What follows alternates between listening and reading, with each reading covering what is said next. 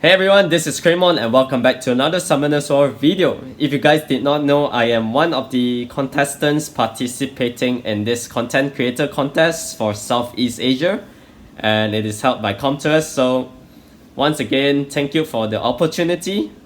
Comtours, alright?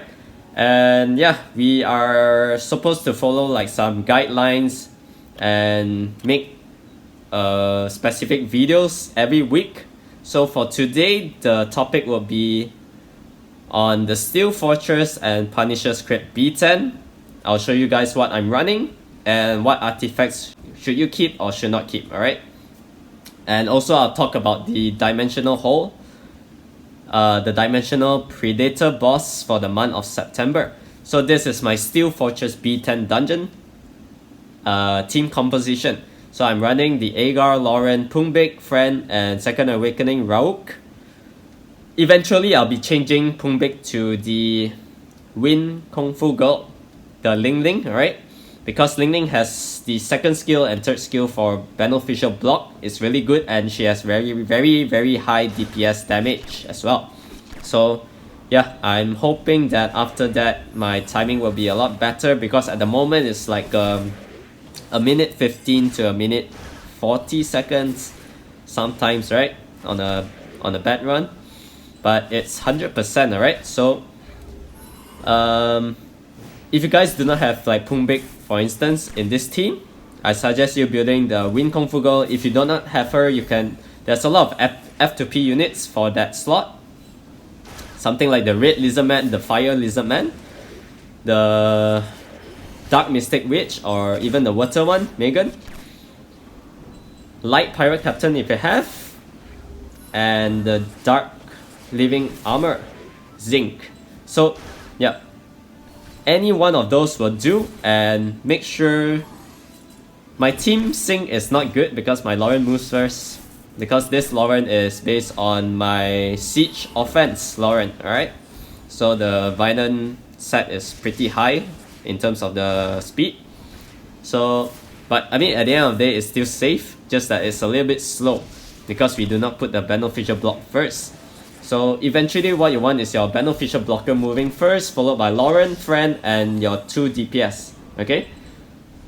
Like 2 or 1 DPS is up to you, because eventually I'll be making my Agar to Second Awakening Crow and making the Wind Kung Fu Girl moving first. So yeah, you get the turn order for that. And also now I'll be talking on the artifacts, alright?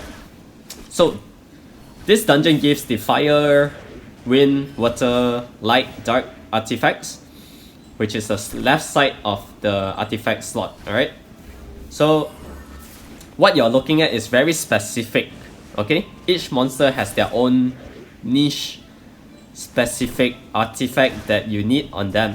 So for instance, Bomber monsters, Sierra, Malacca, Cien, all those units, you want the bomb damage obviously, alright? And attack, the attack flat stats, the base stat, okay?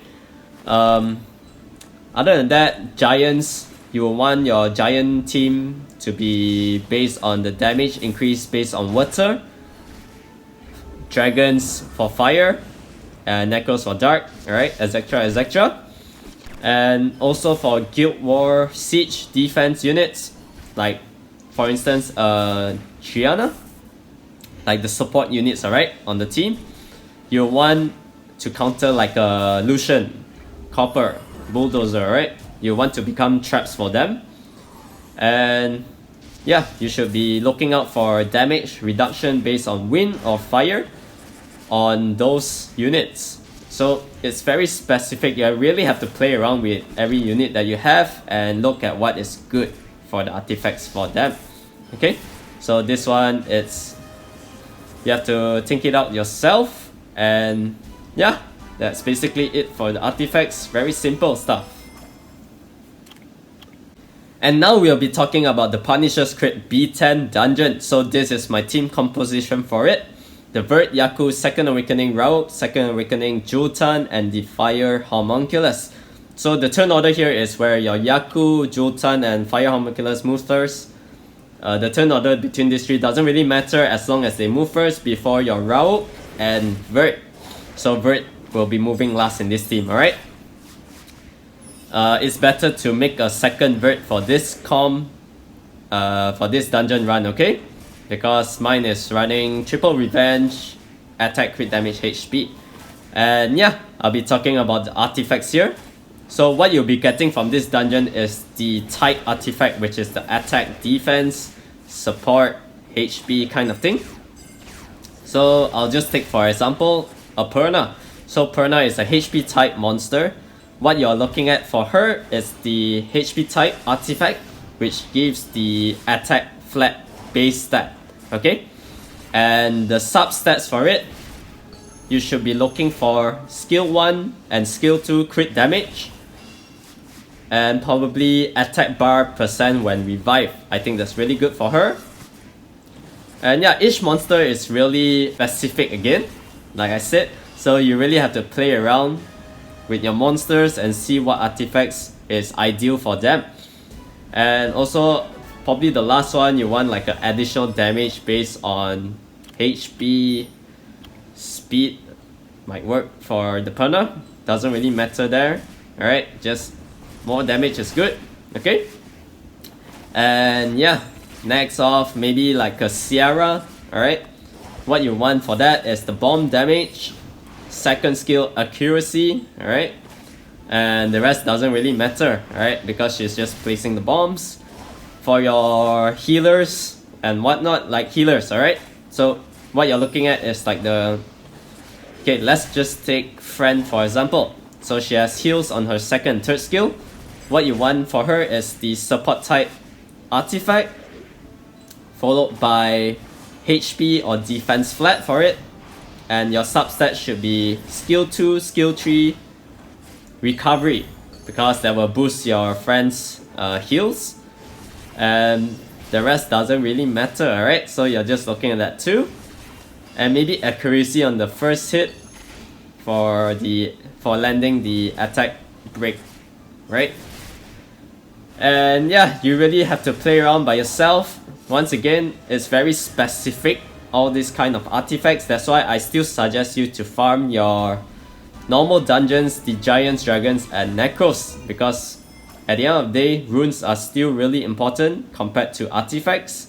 Artifacts is really for late gamers, alright?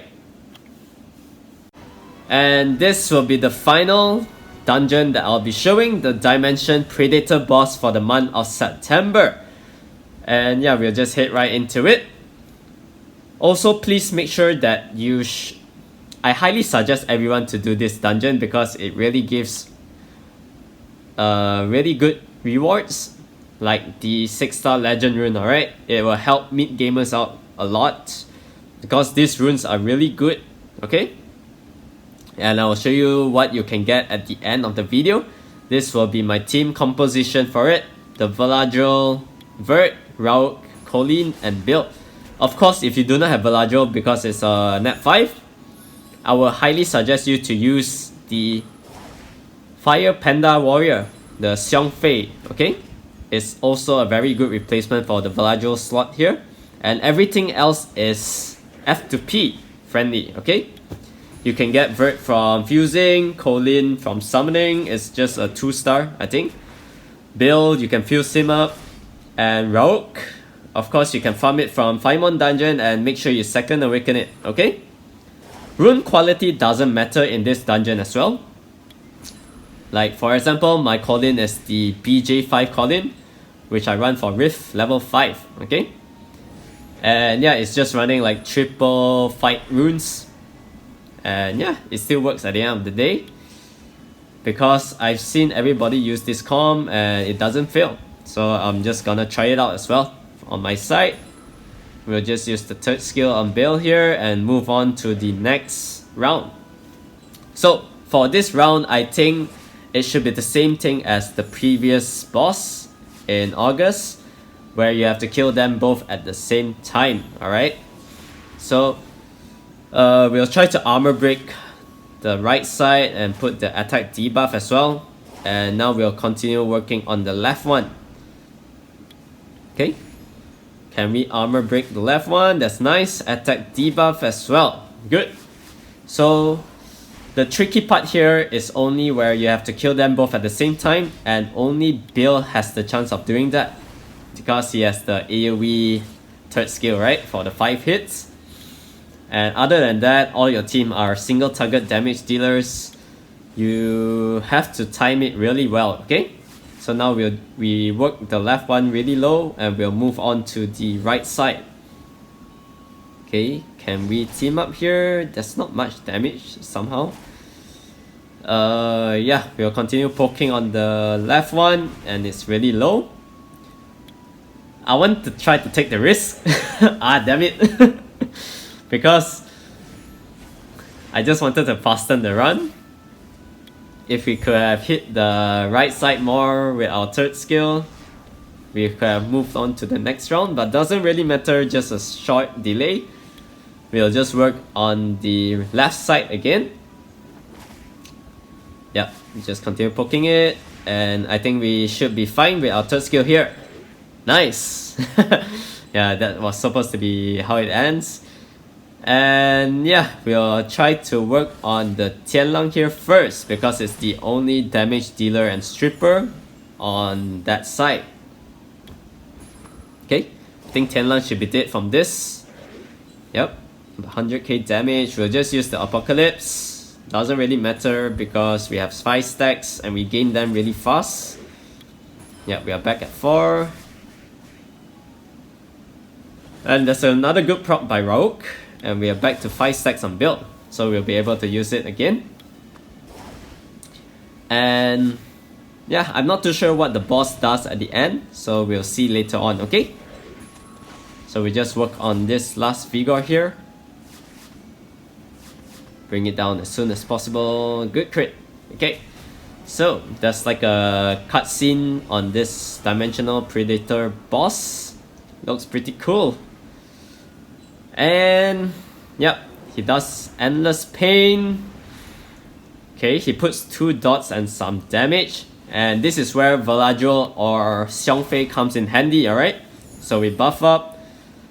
Yep, we'll just normal attack first. We do not have our Sanctuary up. Okay, we got a Violent proc, that's nice. So yeah, for Veladril and Xiongfei's position, it's there to cleanse the dots, alright? Very useful monsters. And yep, I think the first life of the boss will be going down really soon here. We'll just try to poke it more. Good proc. And it should be dead by this build. Okay, so let's see. I think here the boss steals like 2 of my units. So it's the Rauk and Veladril. Okay, we will want to work on the Veladril first because we do not have any reliable strippers if he gets a turn and use the Sanctuary up, alright? There's some good damage, we'll just punishment here. And yeah, it's dead. Left this single Rauk. We should be able to kill him within 10 turns. Okay. Also another thing to note, on the right side, top right, there's like a 7 counter. There's like a counter, right? So if you do not kill the shadow monsters within the time period, the boss will gain a lot of damage and most likely you will lose. You will fail the run, okay?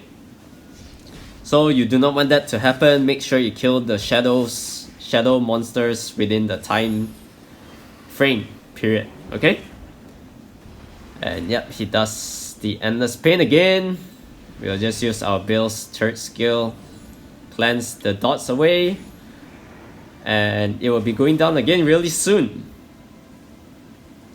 Okay, I think my round should be... round no damage for some reason, I'm not too sure why. Every time the team up doesn't do much. No idea. Even though it gets like Vert and stuff like that. Okay, so on this one, he steals my Vert and Bill. We'll just work on Bill because it's the damage dealer on that team. So we try to armor break here.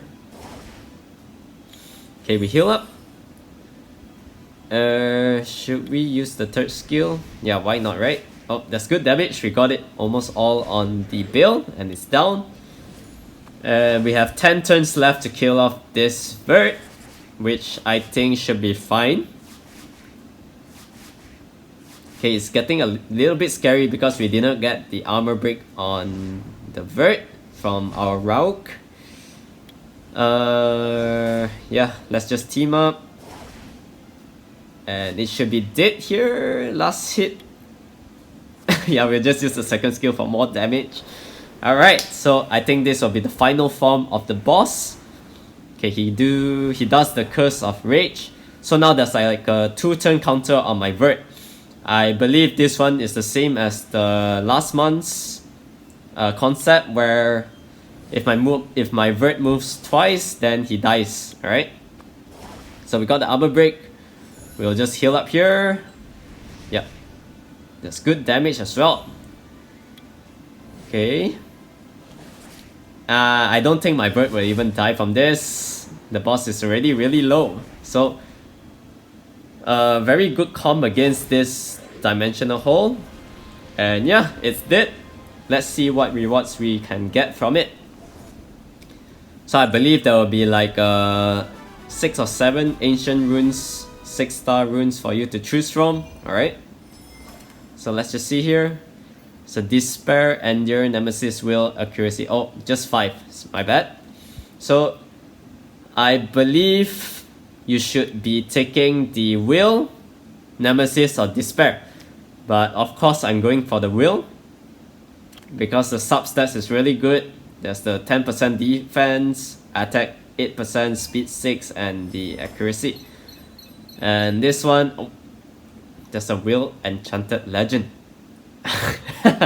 Of course they give flat, so I'm just gonna sell it. I will probably never use this anywhere unless for like world boss, but I don't really care about that. Okay, let's just sell that. And I think the other two we should be able to keep. Alright, percentage is always good. And you get like those ancient crystals. And yeah, this is the end of this fight.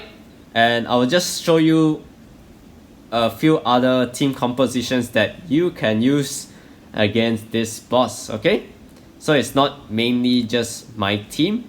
There's a lot of ways for you to win. So like for example, people are running like this water team. And for the fire one, it's mainly all very similar. It's just changing between the Valadrol and the Bale. So like some people use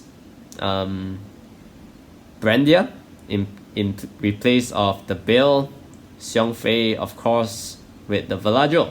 So very straightforward. Oh, even this guy used the can, alright, the fire can that you get for free. So yeah, there's a lot of free comps that you can follow. Just follow whatever they use and try it out yourself. The only tricky part is the second wave where you have to kill them both at the same time. Alright guys, so this will be the end of the video. I hope you guys enjoy it. I will probably do the Siege video by tomorrow on Sunday. I'll be posting it out. Alright guys, so there'll be a slight delay on that. Apologies because it's been a pretty hectic week with work. And yeah, I'll see you in the next video guys. Please stay safe and have a good weekend. Take care.